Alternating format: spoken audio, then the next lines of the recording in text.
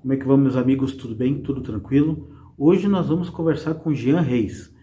Ele mora em Esteio, tem uma história muito bonita para contar, uma história de luta, uma história de vitórias e uma história de benevolência, de ajuda ao próximo. Uma história que vocês vão gostar de ouvir ele contar. Vamos lá. Jean, como é que tá? Tudo bem? Tudo tranquilo? Olá, Jairo, tudo bem? Tudo certo? Ótimo.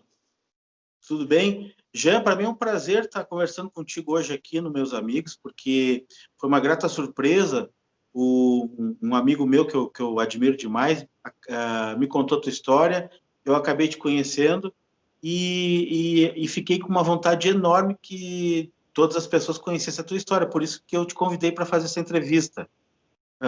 Tu tem uma história muito bonita na cidade de Esteio, e eu queria que tu contasse para nós toda a tua trajetória e também os motivos pelos quais tu resolveu se dedicar a essas pessoas às quais tu se dedica. Então, eu quero que tu conte em detalhes para nós.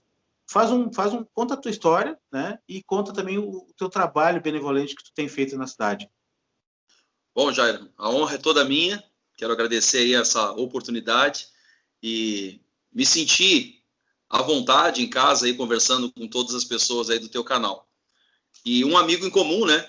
O Paulinho aí, um grande parceiro, um talento gigante, pelo qual aí nos deu essa oportunidade, esse privilégio da gente se conhecer.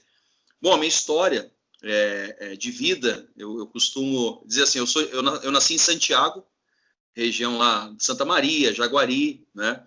Mas só foi o nascimento. Eu até brinco com meus pais, por que não viajaram para os Estados Unidos para eu nascer lá e depois voltar? Foram 3 meses, né? Depois viemos para Canoas, na casa da minha tia. Morei em Gravataí e aos 7 anos, então, nasceu a minha irmã.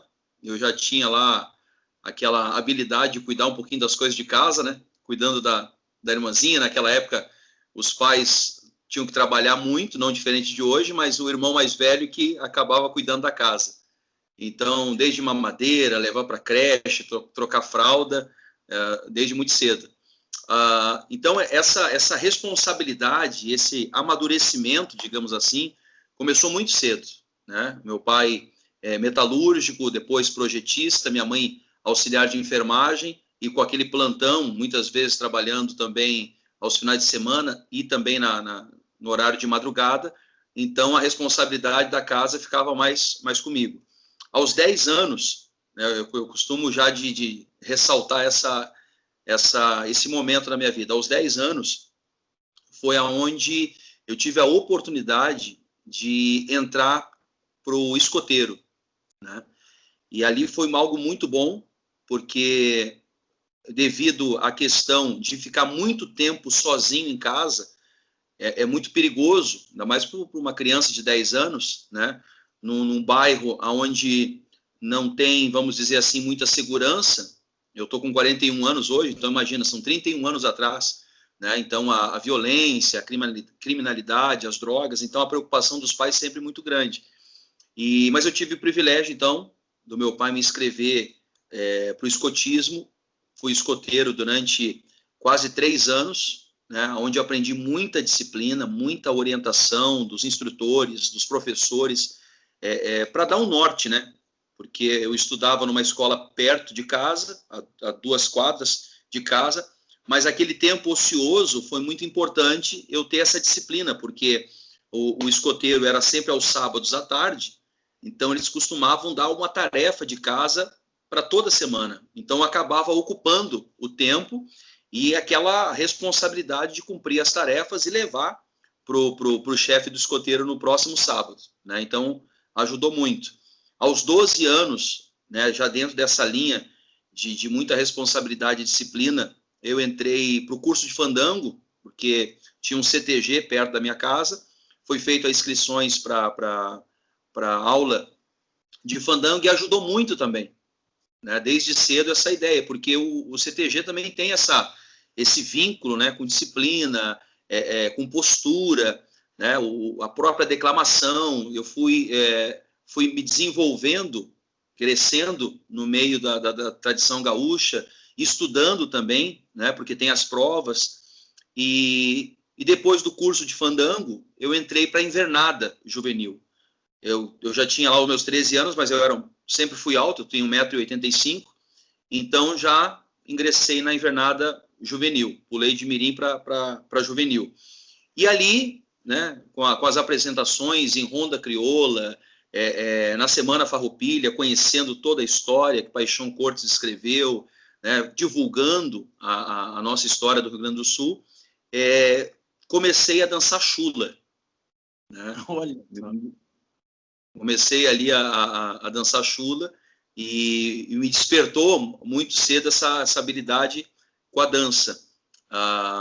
Eu lembro que de 14 para 15 anos, essa atividade bem corrida, né, para a idade daquela época, eu fiz o curso do Senai, fiz uma prova no Senai, em Porto Alegre, na CIS Brasil, e passei na prova. Inclusive, era uma prova bem difícil, era muito, vamos dizer assim, uma prova muito qualificada, porque era uma grande quantidade de jovens e poucas inscrições. Se eu não me engano, eram 120 alunos que poderiam se inscrever numa base de 700 a 800 inscrições. Então, era bem puxado e bem requisitado, né? O curso técnico era de 2 anos, então eu fiquei 1 ano. Nos primeiros 7 meses já teve uma empresa a nível nacional que se tornou ali o padrinho, né? Me adotou em termos de cota, então tinha lá, acho que era 30% ou 40% de um salário mínimo, era só uma ajuda de custo, né? E me formei em artes gráficas. Fiquei ali aquele primeiro ano. Quando teve as férias de aula e as férias do Senai, então nós fazíamos estágio na empresa. E a empresa, então, que me qualificou era em Alvorada. Já pegava ali 3 ônibus, né, para chegar até lá. Foi 1 ano lá e fui efetivado. Nessa empresa eu fiquei 7 anos trabalhando e cheguei a chefe do setor do turno da noite. Então, tudo muito rápido, tudo muito precoce, né, esse termo de responsabilidade. Aos 17 anos eu conheci a minha esposa, né, a gente namorou aproximadamente 11 meses, noivamos e casamos. 1 ano e 6 meses depois, entre namoro e noivado, nós estávamos casados. Né? Hoje são 25 anos de toda essa união. Nós temos uma filha de 22 anos, a Milene, e a minha esposa, a Karine.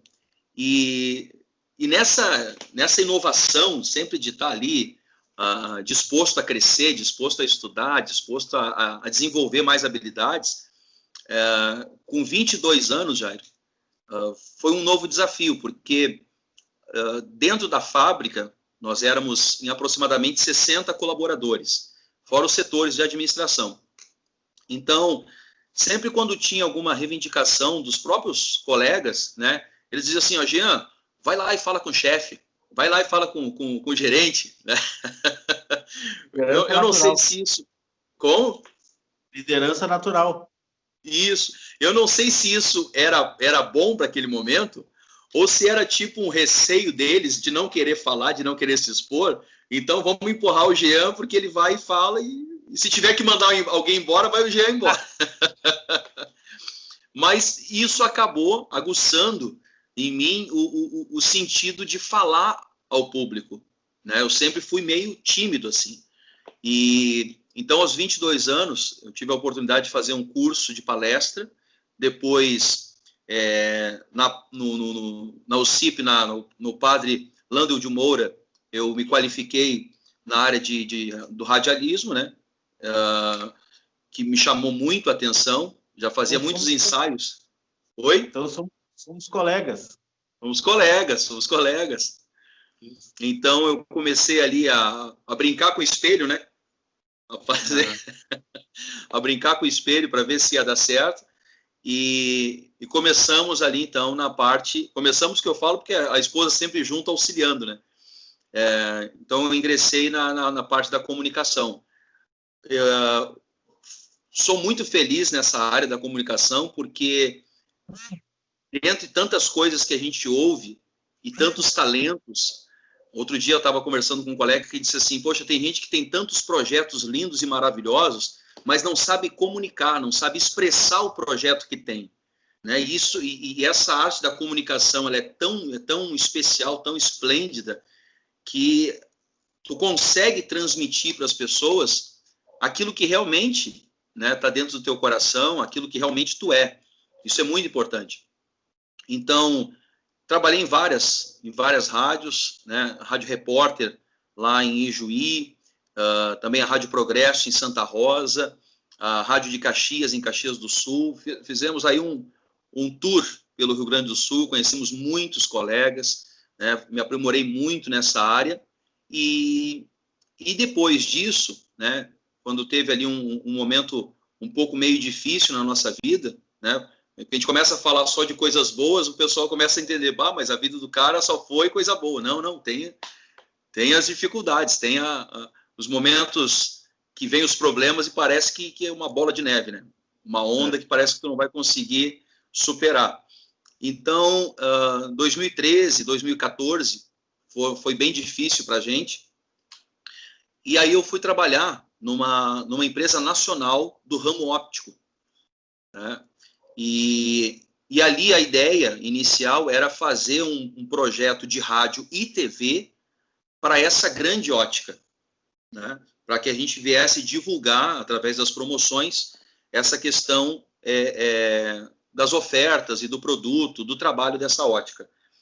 Deu certo, a primeiro momento, o projeto, porque acabou me favorecendo, onde eu fui convidado para ser o gerente. E eu fui um dos gerentes no Rio Grande do Sul, dessa grande ótica. A minha esposa também, a Karine, foi trabalhar lá. E mais uma vez inovou, né? Porque aí eu conheci exatamente o cuidado da saúde visual. Tu usa óculos, tu sabe da importância disso, né? E acabei, então, me apaixonando pela profissão. Hoje eu também sou consultor óptico, a Karine também. Nós temos uma ótica, a Ótica Reis, e foi um diferencial, né? Porque a nossa referência de ótica, tem até o slogan da nossa empresa, que é a Ótica Reis, a ótica que vai até você. Então, ou seja, ao invés de ficar esperando, né, a gente vai até as pessoas. E essa situação, Jairo, de ir até as pessoas foi desde cedo.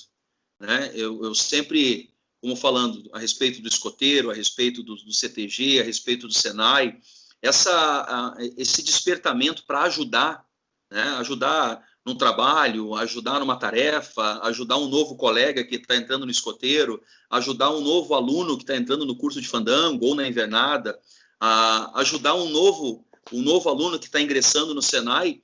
Eu acredito que já vem dessa origem, né, de eu ser o irmão mais velho e ter essa responsabilidade de ter cuidado da minha irmã muito cedo. Então, esse desejo de ajudar, de colaborar, de contribuir no desenvolvimento de outras pessoas sempre foi muito aguçado dentro de mim.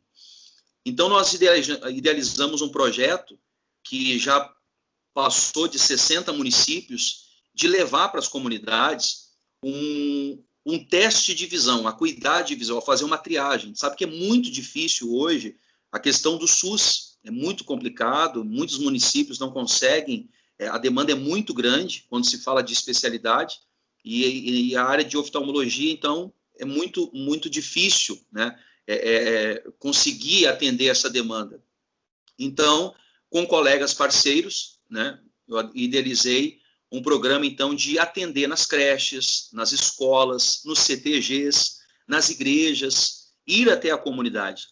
E aqui em Esteio, só para ter uma ideia, nós conseguimos, olha só, atender mais de 2.000 famílias. É muita gente, é muita gente. E 70% desse pessoal que foi beneficiado, a gente está falando de crianças e idosos, né? E o mais impressionante é pessoas que às vezes nunca tinham passado por uma avaliação, e pessoas que têm o caso de doença como catarata, glaucoma, que é a pressão do olho, né? Que é um caso cirúrgico, mas sequer tinha esse diagnóstico, né? Então, com grandes parceiros, grandes colegas, eu quero mandar até um abraço para eles, que também né, entenderam esse projeto como uma missão de ajudar o próximo, se tornaram parceiros. Então, a gente conseguiu levar esse benefício aqui para a Esteio. Eu fico muito feliz, né, muito feliz mesmo, porque é muito gratificante. Eu lembro, abri um parênteses aqui, quando a minha filha, a Milene, ela tinha 9 anos, hoje ela está com 22. O que aconteceu? A Karine foi chamada pela professora, e a professora disse, olha, ela está com déficit de atenção, eu já troquei ela de lugar uma vez, 2 vezes, 3 vezes, e ela continua desatenta.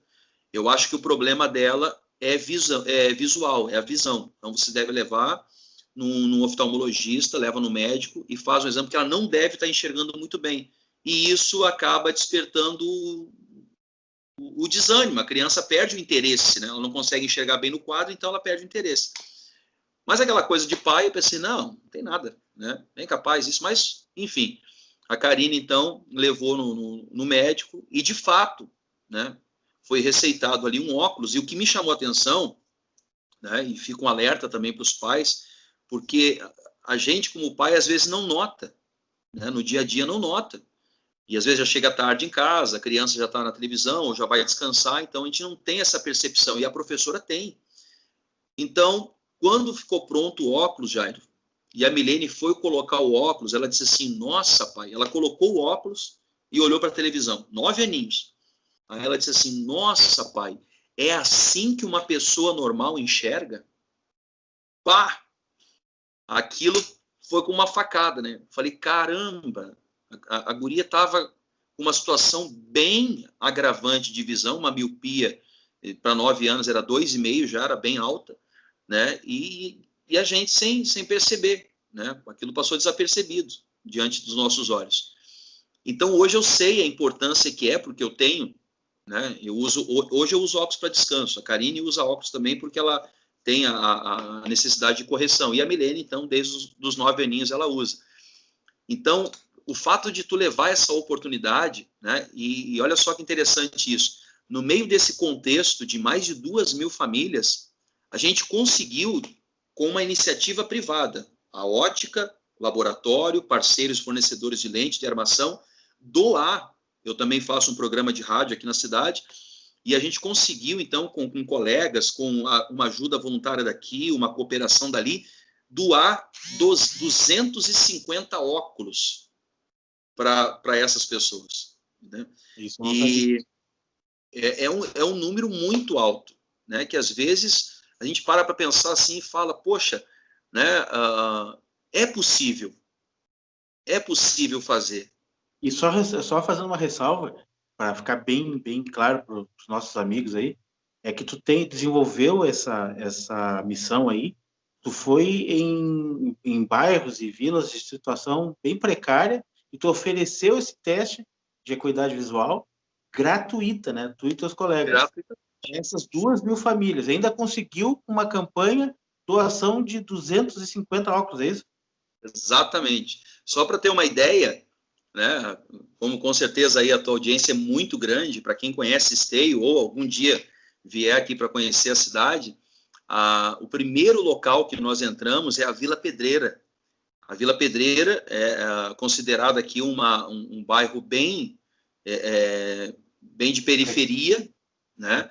E a gente entrou ali, às vezes até fica aquele olhar de preconceito de muitas pessoas, mas eu vou entrar lá, né, e vão me deixar, né? Não, a gente entrou, fez um belíssimo trabalho ali, a gente atendeu 117 pessoas, foi o primeiro. Depois foi Vila Osório, Três Portos, Primavera, no centro, isso em escolas, nos CTGs, como eu falei, na creche, nas igrejas, em alguns lugares que deram oportunidade, e a gente conseguiu, exatamente antes da pandemia, nós chegamos a um número de 2.133 famílias atendidas. E aí veio a pandemia, né, veio toda essa situação e mudou tudo, né? A gente está vivendo esse novo normal, aí engrenando novamente. E 2020 chegou, né? Pois é, foi o que me encantou na tua história, quando o Paulinho me comentou, né? O Paulinho também se encantou, e o Paulinho, eu admiro muito o Paulinho, eu sempre digo para todo mundo, as palavras do Paulinho, para mim, são lei, né? O que ele diz, para mim, é lei. Eu gosto muito da sinceridade dele. Por isso que muita gente às vezes fala, tu já entrevistou o Paulinho umas 4 vezes. Não, mas ele é meu consultor para assuntos gerais. E aí ele falou o Jean, não sei o quê, o Jean está entrando numa nova missão aí, eu conheci ele ajuda pessoas. Quando ele falou isso, quando o Paulinho disse ajuda pessoas, aí eu me interessei, só quero conhecer, né? E me encantei com a tua história, porque o mais interessante de tudo, que é isso que eu tenho feito, o meu objetivo nesse programa, é mostrar isso, é mostrar que é possível fazer. E outra coisa, tu sabe que a educação, na verdade, a verdadeira educação familiar, ela é por espelhamento, né? Na verdade, aquilo que tu é como pai e aquilo que a tua esposa é como mãe é espelho para tua filha, né? Exatamente. E a gente faz isso também com as pessoas que estão próximas a gente, né? O nosso exemplo serve como inspiração para outras pessoas, né? Então eu fiquei muito afim de divulgar o teu trabalho, independente da tua nova missão que tu tem para frente, que tu vai falar agora daqui a pouco, porque tu tem uma história já, tu tem uma história de ajuda ao próximo, sabe? Isso aí é sensacional. Eu entrevistei outras pessoas também que vão entrar para a vida pública, ou já entraram, mas que antes disso já faziam trabalhos benevolentes para ajudar pessoas que têm algum tipo de carência. Então, isso aí para mim é sensacional, isso é um hábito que o brasileiro não tem normalmente, né? Tu vê que coisa interessante, nos Estados Unidos, para ti ir para uma faculdade, para ti ser aceito em uma universidade, além das tuas atividades curriculares serem boas, tu tem que ter alguma atividade benevolente comprovada. Tu vê só que interessante isso, né? Olha só. A universidade vai aceitar esse aluno se ele também ajuda a sociedade de alguma forma. E isso é uma coisa que tem que ser praticada, né? Então, quando o Paulinho me contou a tua história, eu disse, puxa vida, cara. Aí tu é comunicador. Aí eu te conheci pessoalmente, vi tu falando pessoalmente, já vi tu palestrando, e eu disse, o cara tem um dom da comunicação, né? Ajuda pessoas sem fazer alarde nenhum, né? E agora a gente está fazendo esse alarde aí. Agora conta para nós agora a comissão que tu vai vir aí, porque é importante, as pessoas têm que começar a prestar atenção no seguinte. Tem uma coisa que o Rogério Mendelski diz na rádio no horário da manhã. Se tu não participar da vida pública, se tu não participar da política como cidadão, tu não tem direito a reclamar. Entendeu? Exatamente. Então, aqui o brasileiro parece assim que tem que criar um asco natural Não, vamos mudar, vamos virar essa chave. Vamos participar. O brasileiro está mais participativo agora, né? O brasileiro está participando mais. Mas nós temos que participar da vida pública, porque independente de tu votar ou não, eu acho um crime isso, a pessoa dizer que não vai votar. Eu não achava isso antigamente, hein? Porque a minha indignação era tanto para os errados que eu resolvi, por um período eu abandonei isso. Depois eu voltei, não, vou participar, porque eu quero ter o direito de poder cobrar, sabe, como cidadão. Então, Exatamente. eu queria que tu contasse para nós agora a tua nova missão, né? Já que tu chamou atenção, isso que eu acho legal também. Tu chamou atenção da vida pública da cidade de Esteio. E aí os caras, opa, esse cara aí, né? A gente tem que estar com ele no nosso time. Conta para nós a história aí. Então, Jairo, eu estava comentando aí, me passou um filme na cabeça, né? Esse final de semana eu estava conversando com alguns grupos, né? De amigos, pessoas que são influentes na minha vida. E uma das pessoas, há uns 10 anos atrás, mais ou menos, ela fez uma pergunta assim, ela estava até nesse momento com a gente, e aí ela falou assim, Jean, naquele momento ali, acho que eu tinha tido uma decepção grande com uma pessoa próxima, né? E aí ela falou assim, Jean, tu vai continuar fazendo bem? Tu vai continuar? Às vezes me parece que tu é muito inocente. Palavras dela, né? E aí eu falei para ela assim, olha, e aí ontem nós relembramos isso pela manhã, foi muito bacana até esse momento de relembrar isso. Eu falei para ela assim, a senhora lembra que um dia eu lhe falei do mestre e o escorpião? E aí ela quase começou a chorar, né? Ela lembrou da história. E então, para quem está em casa e acompanhando, o mestre, ele estava na beira de um lago e tinha um escorpião ali se afogando, né? E um pouquinho perto tinha um discípulo. Então o mestre, ele ia com a mão por baixo da água, pegava o escorpião, e quando ele pegava o escorpião picava ele, ferroava ele. E aí foi umas 2 ou 3 vezes e ele recebia aquele ferrão na mão. E aí um dos discípulos que estava próximo chegou e falou assim: mestre, não é possível que o senhor vai continuar tentando tirar esse escorpião. O senhor não percebeu ainda que toda vez que o senhor coloca a mão, é o instinto dele, ele vai lhe picar, ele vai deixar o veneno ali, vai ferroar. E aí ele disse assim: eu sei que é o instinto dele, e o meu instinto é ajudar, o meu instinto é estender a mão. Então ele pegou um galho, limpou aquele galho, já que ele não poderia mais estender a mão, porque estava sendo picado, estendeu aquele galho, né, usou de um instrumento ali para salvar o escorpião e tirou da água. E eu estava falando para ela ontem, né? Muitas pessoas, Jairo, infelizmente, isso é vida, é sociedade, em todos os lugares acontecem, aquele que deseja ferrar o amigo, aquele que deseja largar um veneno, né? E quando a gente fala, tu falou aí de vida pública, as pessoas boas, né, elas acabam recolhendo a mão e deixando muitas vezes a cidade na mão de governantes que são escorpiões, né? Então, aí as pessoas falam assim: eu vou colocar a mão e vou me meter nisso? Não, mas eu só vou me ferrar, eu só vou ter problema, eu só vou ser envenenado. É capaz de eu morrer porque eu quis ajudar, então eu vou deixar de lado. Mas não, né? Se a gente seguir então aí a sabedoria do mestre, então se eu não consigo colocar a mão, então eu vou pegar um galho, vou usar de sabedoria, vou usar de um instrumento e vou ajudar, né? Ajudar com o bem.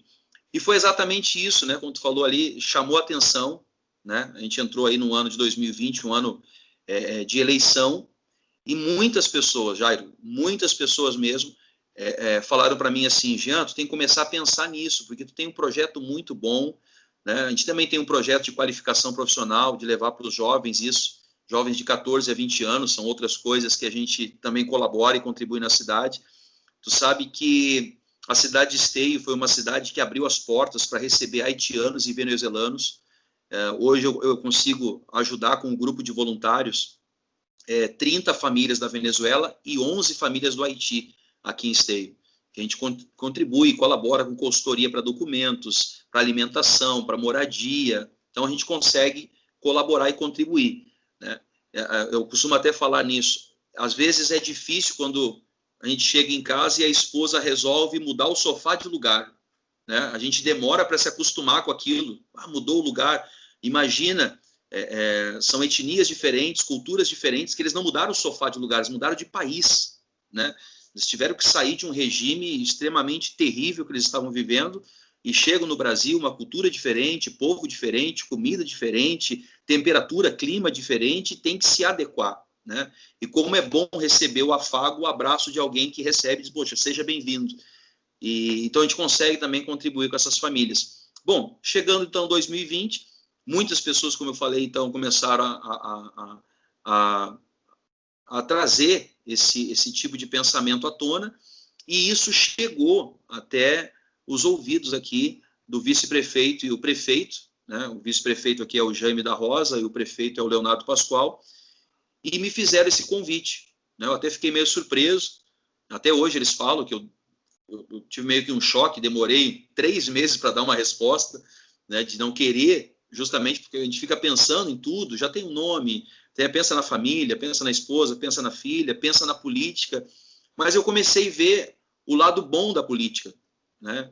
De realmente aquilo que a gente já faz hoje sem projeto de lei nenhuma, tão somente com uma iniciativa de amigos, né? Tão somente com uma iniciativa de empresas que se unem com um só objetivo, de ajudar, e comecei a ver, poxa, mas é possível, então, disputar, né, concorrer a essa cadeira, e se tiver a oportunidade, se for assim, primeiramente a vontade de Deus, e as pessoas aceitarem, e ter aí o número de votos suficiente, então, ter essa cadeira e criar projetos de lei, né, para que isso venha a ser estendido com recursos do governo. Então, foi aonde despertou essa ideia, essa luz brilhou, né? E eu, depois de conversar com a família, com as pessoas mais influentes da família e tal, eu tomei a decisão e coloquei o meu nome, então, à disposição. Hoje aqui sou candidato a vereador aqui na cidade de Esteio, né? Me vejo aos 41 anos apto, capacitado, e uma das coisas que me incomoda, talvez não seria essa palavra incomoda, mas me preocupa um pouco, é que nós estamos saindo de uma pandemia. E a gente sabe que essa conta vai vir, né Jair? E o ano que vem, essa conta vai vir muito pesada. Então, nós vamos precisar de gestores, de pessoas na Câmara dos Vereadores, de prefeitos e vice-prefeitos muito qualificados para que essa máquina gire e engrene o mais rápido possível, porque vai ser um ano, 2021, muito difícil, porque toda essa conta da pandemia, a questão política, a questão comercial, questão da saúde, todas essas três crises que veio junto, né? A crise da saúde, a crise comercial e nisso se instaurou também uma crise política. Tudo isso vai vir um preço muito alto e a partir do ano de 2021. Então, aproveitando até o momento, eu faço sempre um apelo de reflexão para as pessoas. São muitos candidatos, aqui em Esteio são 167 candidatos, é muita gente, então eu peço que as pessoas, de uma forma coerente, de uma forma inteligente, né, a gente sabe que, infelizmente, a população, de modo geral, ela não tem o costume de analisar a vida de um vereador, quanto muito ela analisa a vida de um prefeito, né, mas de vereador ela não tem um costume, uma cultura muito grande, isso é importante, porque são os vereadores que fazem as leis, né, que vão ser benefício ou não para uma cidade, né, para as categorias, para os segmentos. Então, que as pessoas possam estudar, que elas possam analisar, né, que não venham agir com a emoção, que não venham agir na flor de uma revolta, que às vezes a gente sabe que acontece muito também nas eleições, né, um voto de indignação, voto em qualquer um, né, e acaba depois vindo os 4 anos bem difícil, aonde as pessoas acabam notando, poxa, eu não valorizei o meu voto. Então, esse é o momento, e eu me coloquei aqui à disposição da cidade, da população de Esteio.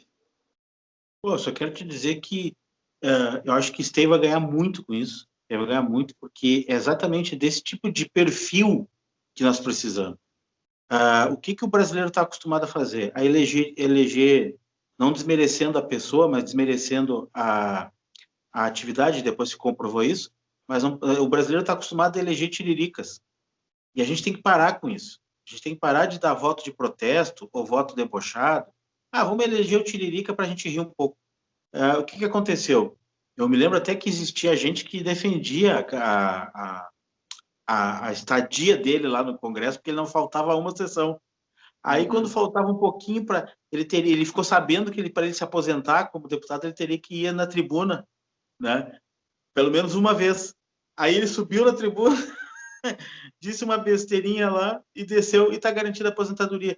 Então, a gente tem que mudar isso. A gente tem que colocar pessoas lá que realmente nos representem. E eu aprendi ao longo da minha vida de participar da questão da política que a gente tem que... A gente tinha falado daquela questão da educação, né? Que a gente educa pelo espelhamento, né? Pois a gente tem que escolher o nosso representante por espelhamento também. A gente tem que enxergar aquele representante. Pô, esse cara me representa. O cara que faz benevolência me representa. Um cara que larga o seu trabalho ou utiliza o seu próprio trabalho para fazer o bem gratuito às pessoas, esse cara me representa, entendeu? Esses caras fazem por vocação. Então, isso é uma coisa que me chama muita atenção, sabe? Nós estamos precisando disso, principalmente nesse momento da vida que a gente está vivendo. Aqui em Porto Alegre, por exemplo, triplicou a quantidade de moradores de rua, né? Quer dizer, a pobreza aumentou vertiginosamente. Então, a gente precisa de pessoas que tenham a vocação em ajudar o cidadão. Eu queria te dar os parabéns, Jean. Se tu quiser fazer alguma consideração final aí, mas eu acho que a gente conseguiu dar um bom recado aqui. tu é exatamente a essência desse meu propósito aqui dos meus amigos. É mostrar para as pessoas que a história dela e o que ela faz em benefício dos seus próximos, né, e do cidadão. Jairo, eu que agradeço aí a oportunidade. Para mim é uma honra, né, um privilégio a gente ter esse momento de poder, né, se expressar, de poder comunicar isso para as pessoas e saber que existe muita gente que se importa, assim, né, com a cidade, que se importa, assim, com o país, que pensam no futuro, né? Existem muitas pessoas desacreditadas, mas nessa caminhada eu estou tendo o privilégio também de conversar com muitas pessoas que acabam dizendo assim, olha, eu estava descrente de tudo, mas tu fez nascer uma fagulha de luz aí no meu coração e na minha mente para pensar um pouquinho diferente. Isso é muito gratificante, né? E colocar aí para as pessoas as mídias sociais, que elas queiram talvez acompanhar o nosso trabalho, Jean Reis, tanto aí no Facebook, também na página, no perfil, no Instagram, no Twitter, Jean Reis, e vão poder acompanhar um pouquinho mais da história. Quero te parabenizar por esse momento, por essa oportunidade, que é tão sublime, tão especial, né, e que continue aí crescendo cada vez mais, e já pensar um pouquinho grande, né, também, Jair, né, saindo também, a gente sabe que o forte hoje é a mídia social, as redes sociais, mas também a gente precisa de um programa de televisão aí, né, com um apresentador como tu é, a gente sabe aí de alguns projetos, e eu faço votos aí que dê tudo certo aí nesses projetos, e com toda a tua experiência também, para ajudar toda essa geração nova que está vindo aí, que precisa, como tu falou, precisa de um expoente, precisa de um referencial, precisa de alguém que venceu, que está indo no caminho certo, que ele olha e diz assim, poxa, é por ali, é por ali. Existe um ditado, né, que a gente aprende com o erro dos outros, e sempre quando eu tenho oportunidade, e essa é uma oportunidade especial, eu sempre falo assim, poxa, mas a gente consegue aprender muito com o erro dos outros, né? A gente, ao invés de errar, dá para aprender, então, com o erro dos outros. Ao invés de errando que se aprende, chega um momento que a gente não precisa mais errar. É só analisar, poxa, foi por ali, caiu num buraco, eu não vou ali, vou por aqui. A gente vai se desviando, vai encontrando aí o melhor caminho. Parabéns e muito obrigado aí por essa oportunidade. Tá bom, Jean, muito obrigado, viu? Sucesso para ti. Muito obrigado por ter dado essa oportunidade para a gente poder bater esse papo aqui. E felicidades que daqui a pouquinho chegou a hora da verdade, né? Um abraço para ti, tudo de bom, tá bom? Um grande abraço a todos.